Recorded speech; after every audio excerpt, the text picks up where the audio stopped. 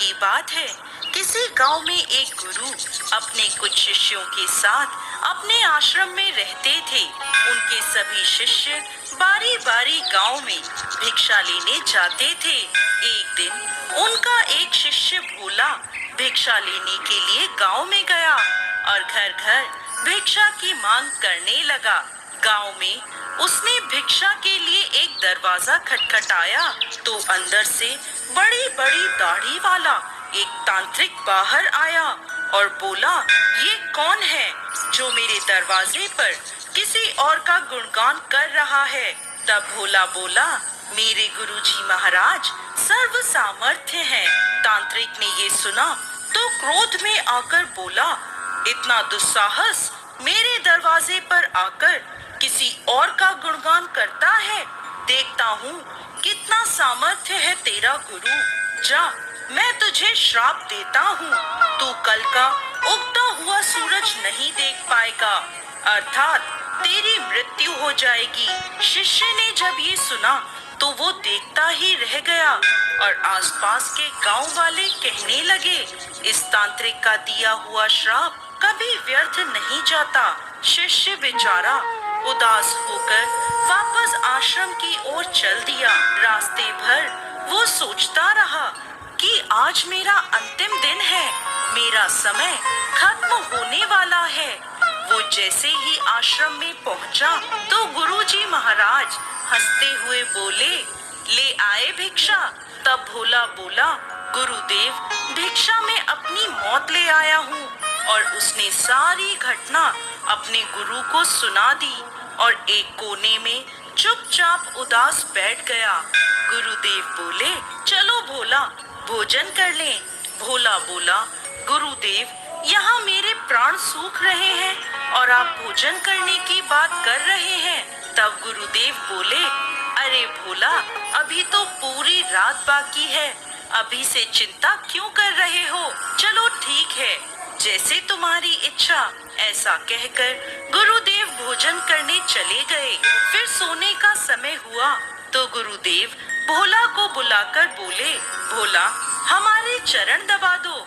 भोला बेचारा मायूस होकर बोला, जी गुरुदेव, जो भी क्षण मेरे जीवन में शेष बचे हैं, मैं उन्हें आपके चरणों की सेवा कर बिताना चाहता हूँ। फिर वह गुरु के चरण दबाने बैठ गया।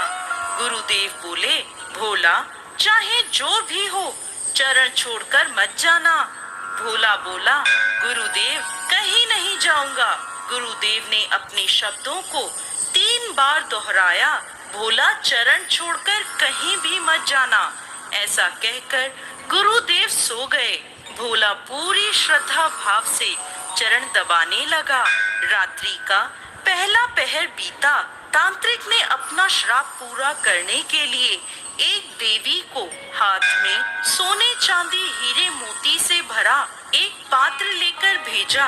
दरवाजे पर देवी प्रकट हुई और कहने लगी, इधर आओ, ये सोने चांदी हीरे मोती से भरा पात्र ले लो। भोला बोला, मुझे लेने में कोई परेशानी नहीं है, लेकिन क्षमा करें, मैं वहाँ आकर नहीं ले सकता। अगर आपको देना है तो यहाँ आकर दे दीजिए। यह सुन वो देवी कहने लगी, नहीं नहीं, तुम्हें ये पात्र यहाँ आकर लेना होगा। देखो कितना सोना चांदी है। भोला बोला, नहीं, अगर देना है तो यहाँ आ जाइए। तांत्रिक का पहला पासा असफल रहा। तांत्रिक ने दूसरा पासा फेंका। रात्रि का दूसरा पहर बीतने को था। भोला गुरु महाराज के चरण दबाने की सेवा कर रहा था। तांत्रिक ने इस बार भोला की माँ का रूप बनाकर भेजा। दरवाजे पर आवाज आई, बेटा तुम कैसे हो। भोला ने अपनी माँ को देखा तो सोचने लगा, अच्छा हुआ माँ के दर्शन हो गए। मरने से पहले माँ से भी मिल लेता हूँ। वह औरत जो माँ का रूप धारण कर आई थी बोली, बेटा आओ, मेरे गले से लग जाओ, बहुत दिन हुए तुमसे मिले हुए। भोला बोला, क्षमा करना माँ, लेकिन मैं वहाँ नहीं आ सकता, क्योंकि अभी गुरु के चरणों की सेवा कर रहा हूँ। मुझे भी आपके गले लगना है, इसलिए आप यहीं आ जाइए। फिर वह औरत वहां से चली गई। इसी प्रकार रात्रि का तीसरा पहर बीतने को था और इस बार तांत्रिक ने यमदूत रूप वाला राक्षस भेजा। राक्षस द्वार पर आकर भोला से बोला, चल तुझे लेने आया हूँ, तेरी मृत्यु आई है। भोला चिल्लाते हुए बोला, काल हो या महाकाल, मैं नहीं आने वाला। अगर मेरी मृत्यु आई है तो यहीं आकर मुझे ले जाओ, लेकिन मैं गुरु के चरण नहीं छोड़ूंगा। बस फिर क्या था, वो राक्षस भी वहां से चला गया। सुबह हुई, सूर्य उदय हुआ। गुरुदेव महाराज नींद से उठे और बोले, सुबह हो गई। भोला बोला, गुरुदेव सुबह तो हो गई। गुरुदेव ने कहा, अरे तुम्हारी तो मृत्यु होने वाली थी, तुमने ही तो कहा था तांत्रिक का श्राप कभी व्यर्थ नहीं जाता, लेकिन तुम तो जीवित हो। भोला सोचते हुए बोला, जी गुरुदेव, लग तो यही रहा है कि मैं जीवित हूँ।